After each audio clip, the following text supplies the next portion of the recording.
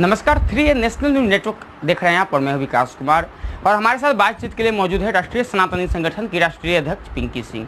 बात करें पिंकी सिंह की तो लगातार हिंदुओं की तमाम मुद्दों को लेकर के हमेशा ही मीडिया में बनी रहती है और लगातार हिंदुओं के हित में लगातार आवाज़ उठाई जा रही है पिंकी सिंह की तरफ से समाज सेवा को करते हुए।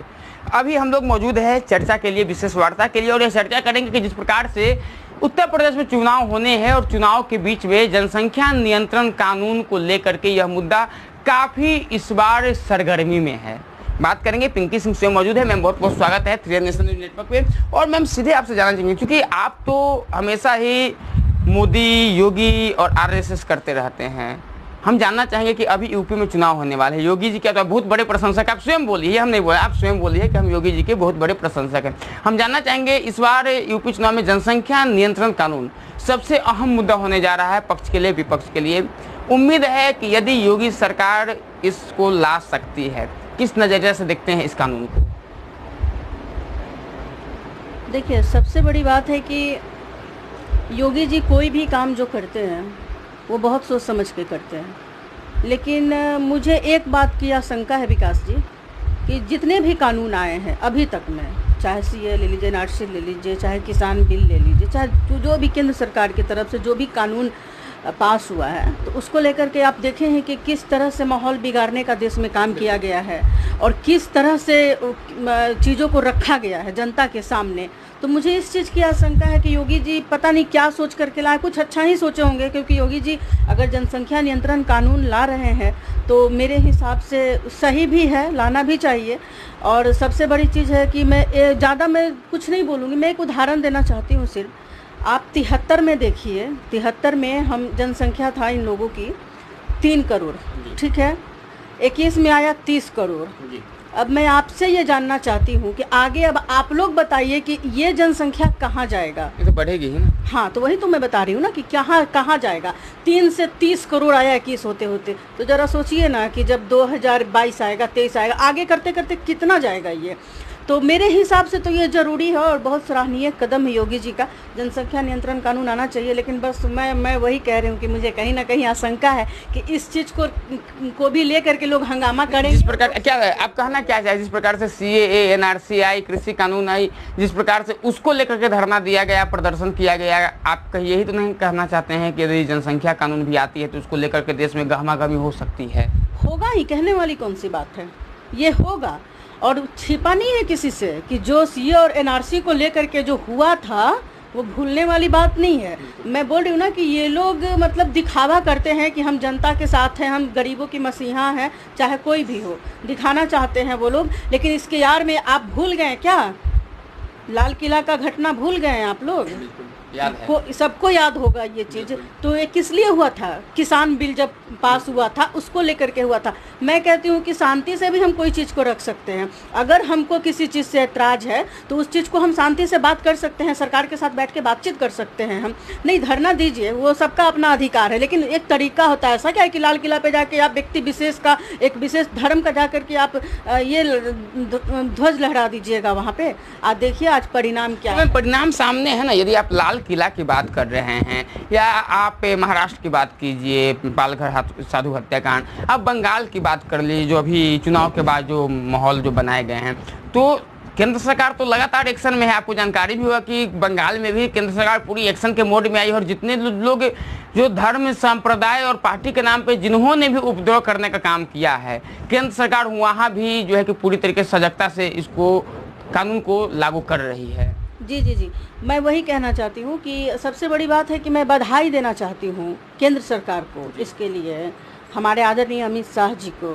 और सभी जानते हैं कि मैं भी इस पे पहल की थी जितना हुआ था मेरे। बिल्कुल, आपने भी आवाज़ उठाई थी इसको लेकर, आपने मांग भी किया था। मैं इसलिए आपको याद करा दें कि आपने मांग भी किया था कि बंगाल में केंद्र सरकार हस्तक्षेप करे। अब तो पूरी तरीके से हस्तक्षेप कर दी। जी, तो अनुच्छेद 256 और 257 के तहत कानून लागू हो गया है वहाँ पे कि DGP को केंद्र सरकार के टच में है। जी, केंद्र सरकार के टच में ही रह के काम करना होगा, क्योंकि राज्य सरकार का वहाँ पे सबको पता है कि ममता बनर्जी का सरकार क्या है और वो हिंदुओं के लिए खास करके क्या है। तो ये किसी से छिपा, इसके लेकर के केंद्र सरकार को ये कदम उठाना पड़ा। और मैं कहती हूँ कि थोड़ा लेट हो गया, ये पहले ही उठाना चाहिए था, क्योंकि चुनाव के बाद जो हिंसा हुआ है वहाँ पर बंगाल में जो देखने को मिला है हमारे हिंदू भाई के साथ, जो जिस तरह की घटनाएं हुई वो बहुत ही गलत था। ये किसी से छिपा नहीं है और थोड़ा सा लेट हुआ है, लेकिन वो कहते हैं ना कि देर आए दुरुस्त आए। कम से कम कार्रवाई तो पिंकी सिंह लेटर भेजी, बहुत लोग भेजे होंगे, पूरे हिंदुस्तान से गया होगा। ऐसा नहीं है, जब तक हमारी जनता मांग नहीं करती है, हमारी जनता पहल नहीं करती है, तब तक सरकार कोई भी कानून पे विचार नहीं करती है। तो मैं अमित शाह जी को तो बहुत बधाई देना चाहती हूँ इसके लिए कि सर आपने बहुत गंभीरता से लिया इस चीज़ को, और बस ऐसे ही जैसे कि बंगाल में आप ये किए। और मैं ये कहना चाहती हूँ कि आप पालघर में जिस तरह से हमारे साधुओं की हत्या की गई थी उस पर भी थोड़ा आप ध्यान दीजिए। आपने उस पर भी तो आवाज़ उठाई है। जी जी जी, उस पर भी ध्यान, वही मैं कह रही हूँ, रिक्वेस्ट कर रही हूँ कि आप उस पर भी ध्यान दीजिए। बहुत उम्मीद है। अभी जो जनसंख्या नियंत्रण कानून आ रही है उसकी बात करें तो लगातार आंदोलन, तो जो भी कानून आए हैं भारत में, एक तरफ तो आंदोलन और एक तरफ कानून की पासिंग आउट होती है। लेकिन क्या लगता है चूंकि देश में दो प्रकार के लोग हैं, एक धार्मिक लोग हैं, एक धर्मनिरपेक्ष लोग हैं जो अपने को सेकुलर कहते हैं कि भारत सर्वधर्म संभव वसुदेव कुटुंबकम की बात करते हैं, और यही भारत की परिचय भी है, यही भारत के संस्कार भी है। तो क्या लगता है जनसंख्या कानून आने के बाद जो लोग यह कहते हैं कि आपस में सांप्रदायिकता फैलाएगा, धर्मवाद फैलाएगा, क्या लगता है वाकई में ऐसा होने वाला है क्या, या फिर जनसंख्या नियंत्रण कानून से भारत के हर एक नागरिक को फायदा पहुंचेगा? नहीं, हर एक नागरिक को फ़ायदा पहुंचेगा, लेकिन हम लोगों को एक चीज़ के लिए तैयार रहना पड़ेगा। क्योंकि देखिए जिस तरह से अभी जो चल रहा है देश में, हमारे दिल्ली में, चाहे कहीं भी, यूपी में, बहुत जगह ऐसा ले लीजिए आप, चल रहा है अभी जिस तरह का माहौल अभी चल रहा है कि धर्म परिवर्तन कराया जा रहा है, जबरन।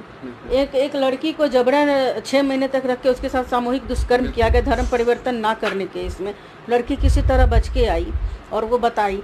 तो मैं ये कहना चाहती हूँ कि ये हिंदू तो नहीं कर रहा है ना, ये गैर धर्म के लोग कर रहे हैं, ये उनके तरफ से धर्म। मैं कहती हूँ कि आप बात कर रहे हैं कि सर्वधर्म संभव, भारत की यही परिचय है, तो ये परिचय आप जरूरी नहीं कि हिंदू ही दें, आप भी तो दीजिए, ये आपकी भी जिम्मेदारी तो दे रहे हैं ना। बिहार सरकार के एक मंत्री है जनाब जमा खान साहब, उन्होंने तो कहा है कि हमारे पूर्वज हिंदू थे, राजपूत थे, बाद में वो जो है कि अपना धर्म बदल लिए, धर्म परिवर्तन। और उन्होंने ये भी कहा कि स्वेच्छा से धर्म परिवर्तन किया है, और यदि खुद की मर्जी से धर्म का परिवर्तन हो तो कोई आपत्ति नहीं, उन्होंने कहा है। और यह भी कहा है कि आज भी वह एकता और संप्रभुता के परिचय देते हैं, क्योंकि उनको जो खानदान है हिंदू धर्म में, उनसे आज भी मेल मिलाप है, जाते हैं आते हैं।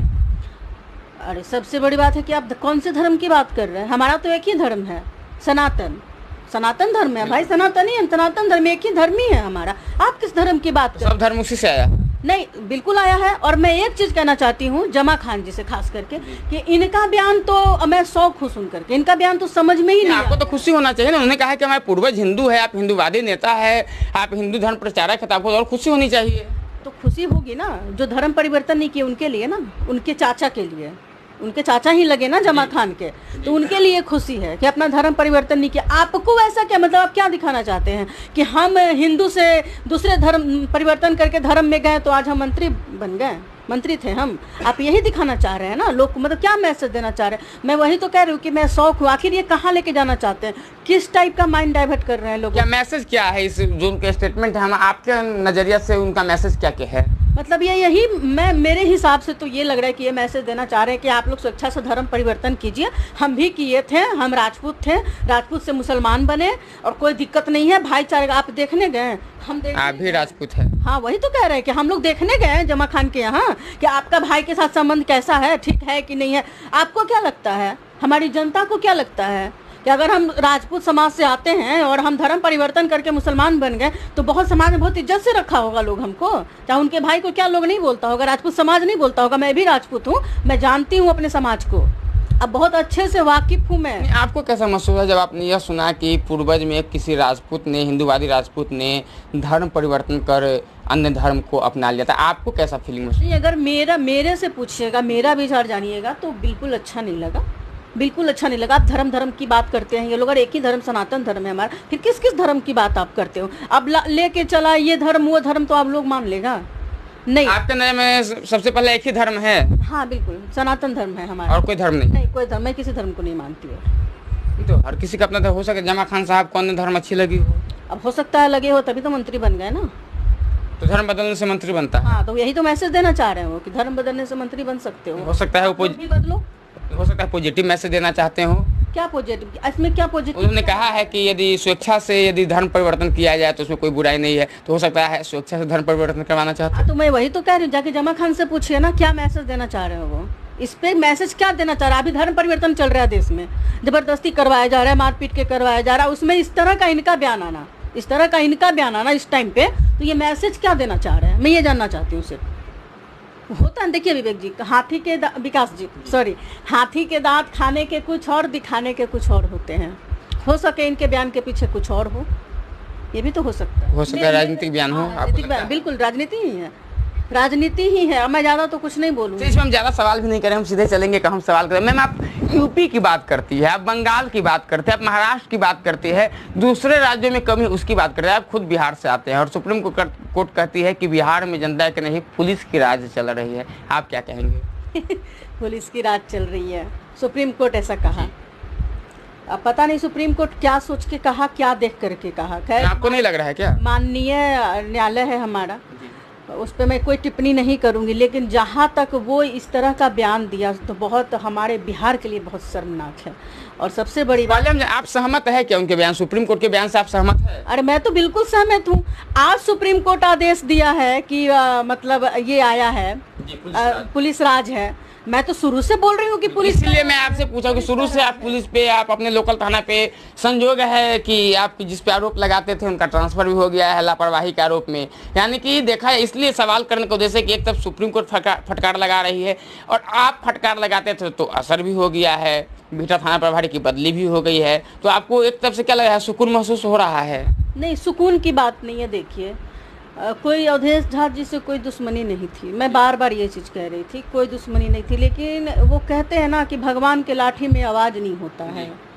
मैं बार बार बालू और दारू दो चीज़ों पे उनको घेर रही थी और वो भी मेरे पीछे पड़े हुए थे, लेकिन मेरे पर तो एक भी आरोप साबित नहीं कर पाए। ठीक है, हाँ, झूठे केस में फंसाकर जेल जरूर हमको भेज दिए। वो क्या हुआ उससे?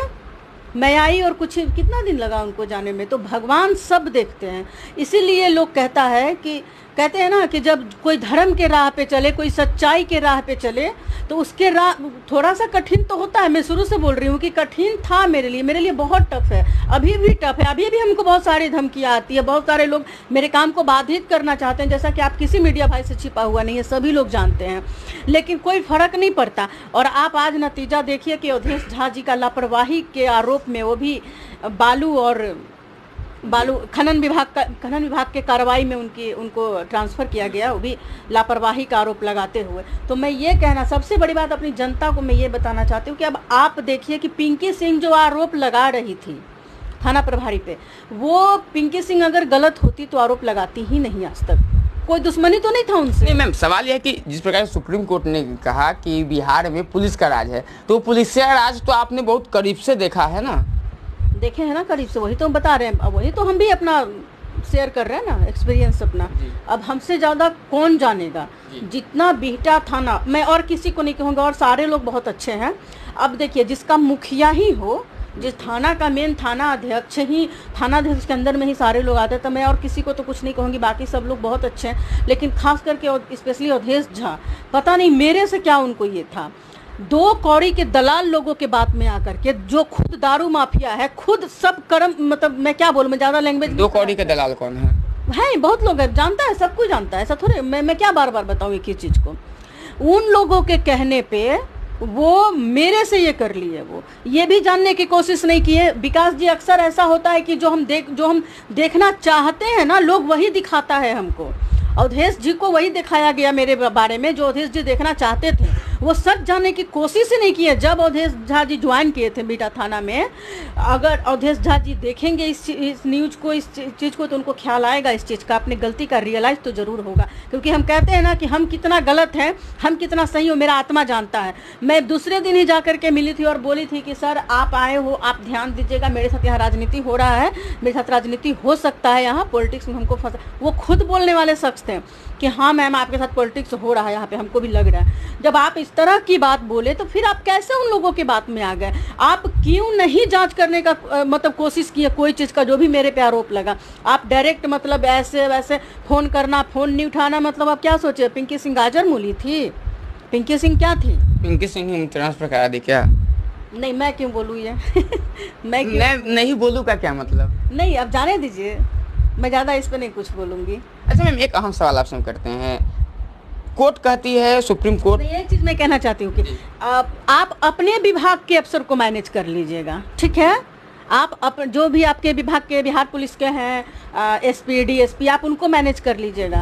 और बाकी जो विभाग है, सीआईडी, निगरानी, सीबीआई। आप क्या कहना चाहते हैं? आप अवधेश झा अपने विभाग को मैनेज किए हुए एक मिनट, मध निषेध, हाँ बिल्कुल किए हुए थे, बिल्कुल किए हुए थे। तभी तो एक ट्रक से 4-4 हजार रुपया लेते थे। अब मैं तो बिहार सरकार से आग्रह करना चाहती हूँ कि अवधेश झा जी जितने भी कार्यकाल यहाँ रहे हैं उनके संपत्ति की जांच की जाए। मैं ये भी, अगर आप लोग इतना किए हैं और उनकी संपत्ति की जांच की जाए और सारा चीज खुल के सामने आएगा कि आप क्या कहना चाहते हैं कि आपके थाना पर अवैध गाड़ी कमाई किए हुए हैं?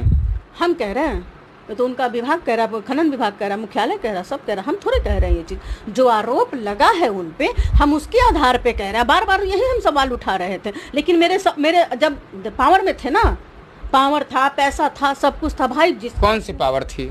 अब देखिए, थाना प्रभारी थे भाई, थाना चला रहे थे, तो पावर तो था ही ना।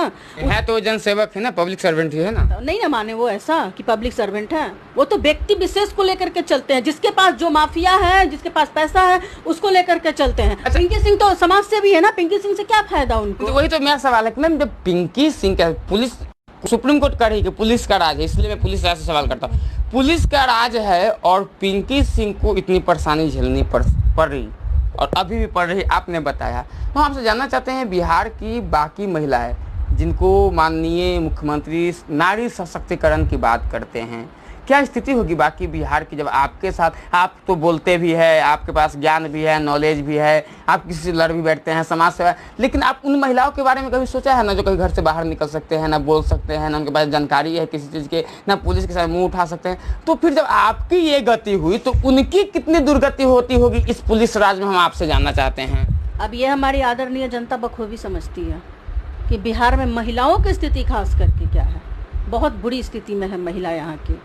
महिला थाना जाने से डरती है, एफआईआर कराने से डरती है। कुछ होता भी है ना तो एफआईआर कराने नहीं जाना चाहती। एफआईआर कराने का भी पैसा लिया जाता है थाना में। एफआईआर करेंगे, खर्चा दीजिए, ये करिए, वो करिए। मतलब क्या, कौन से कानून में है कि एफआईआर कराने का पैसा लीजिएगा? सबसे बड़ी बात है कि थाना में दौड़ाएंगे, यहाँ से वहाँ, वहाँ से वहाँ। अरे जीरो एफआईआर नाम का भी कोई चीज़ होता है भाई। जरूरी थोड़ा ना है कि अगर बीजा थाना में क्राइम हुआ तो हम नौबतपुर थाना में नहीं अपना करा सकते हैं।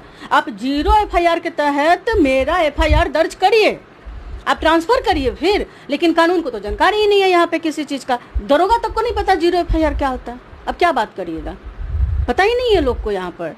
तो आप बात करिएगा ज़्यादा तो बोलेंगे कि बहुत लेक्चर दे रही हैं, बहुत पढ़ी लिखी है। अरे पढ़ी लिखी नहीं है, थोड़ा बहुत पढ़े लिखे हैं, कानून का नॉलेज है, बस यही है। और क्या आपको हम क्यों लेक्चर देंगे आपके सामने? भाई आप प्रभारी हैं, आप चला रहे हैं थाने को, तो आपका क्या जिम्मेदारी है कि आप सभी चीज़ों को देखिए और देख के साथ में लेकर के चलिए। आपके लिए कोई दलाल मायने नहीं रखता है।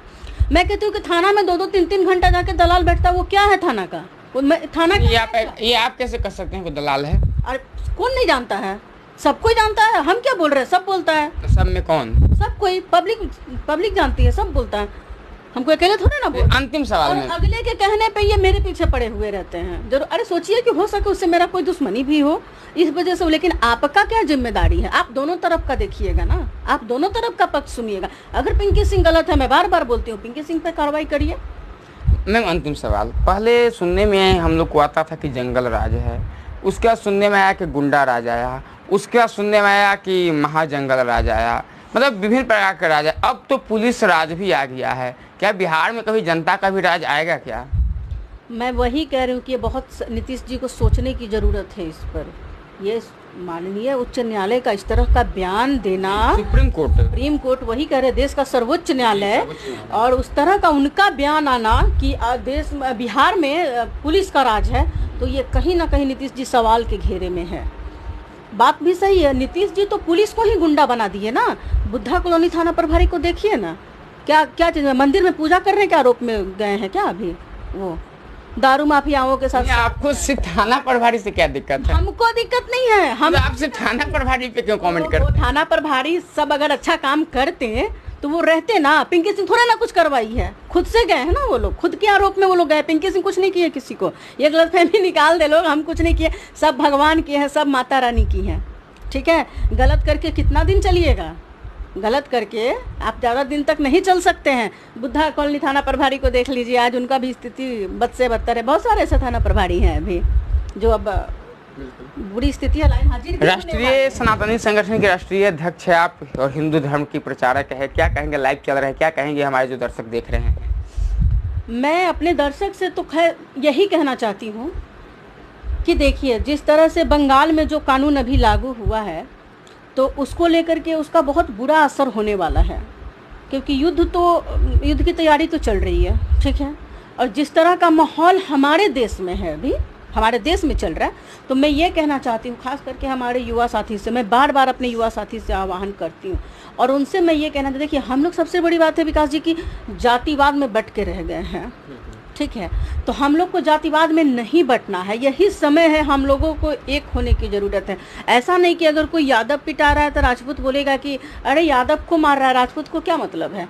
ऐसा नहीं होना चाहिए, ठीक है। हम लोग को अब एकता दिखाने की ज़रूरत है, क्योंकि बहुत बड़ी प्लानिंग की जा रही है हमारे गृह युद्ध की।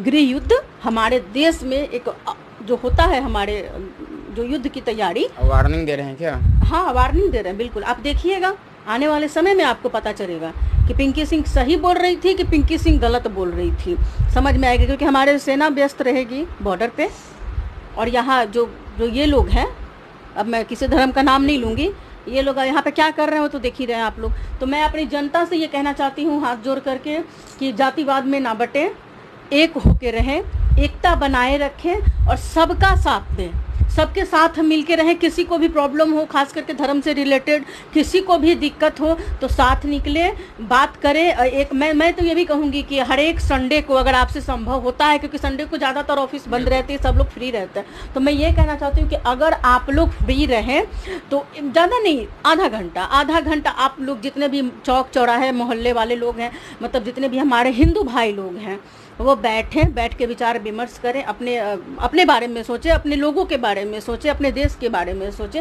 मैं ये नहीं कहती, लोग भी फिर कहेंगे कि पिंकी सिंह धर्म का ठेका लेके बैठी है, नहीं, वो बात नहीं है। मैं ये नहीं कहती कि मुसलमान को भगा दो यहाँ से, जो मुसलमान भी हमारे भाई हैं, हिंदुस्तान में रहते हैं, हम सब हिंदुस्तानी हैं। तो मैं ये शुरू से विकास जी कहते आ रही हूँ, आप लोग भी जानते हैं कि हम लोग हिंदुस्तान में उन्हीं लोगों को पसंद करेंगे जो हिंदुस्तानी है, ठीक है। जो खालिस्तानी है, जो पाकिस्तानी है, उनको पसंद नहीं कर सकते ना हम लोग हिंदुस्तान में।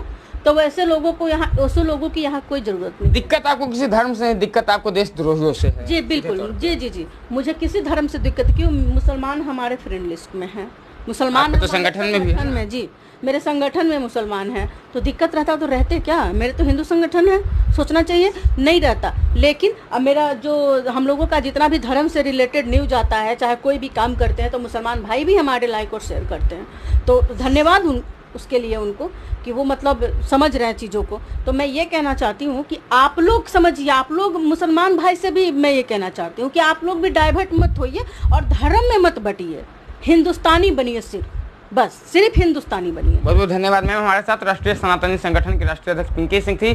बहुत बड़ी आह्वान की है सनातनियों के बीच एकता की, और सीधे तौर पे कहा है कि किसी धर्म से दिक्कत नहीं है, दिक्कत है तो देशद्रोही गतिविधियों से, दिक्कत है तो हिंदुस्तान की विरोधी गतिविधियों से, बाकी इन्हें किसी धर्म से, किसी जात से, किसी समुदाय से कोई दिक्कत नहीं है। लेकिन सबसे बड़ी एक वार्निंग तो दे दी है कि गृह युद्ध की तैयारी चल रही है जनसंख्या नियंत्रण कानून आने के बाद, इसलिए प्रत्येक हिंदुस्तानी को और देशवासी को सतर्क रहने की जरूरत है कि ऐसा ना हो कि जब हमारी सेना, हमारे जवान हमारे देश के बाहरी दुश्मनों से लड़ते रहे, उस वक्त हम सब अपने घर के दुश्मनों से लड़ने में व्यस्त हो, और यदि लड़ना पड़े तो बहुत ही संयमता और धैर्यता के साथ लड़नी होगी। तमाम खबर आप तक हम पहुंचा रहे हैं, तब तक के लिए बने रहे 3N नेशनल न्यूज नेटवर्क के साथ। पटना से सहयोगी सूरज भट्ट, विकास कुमार।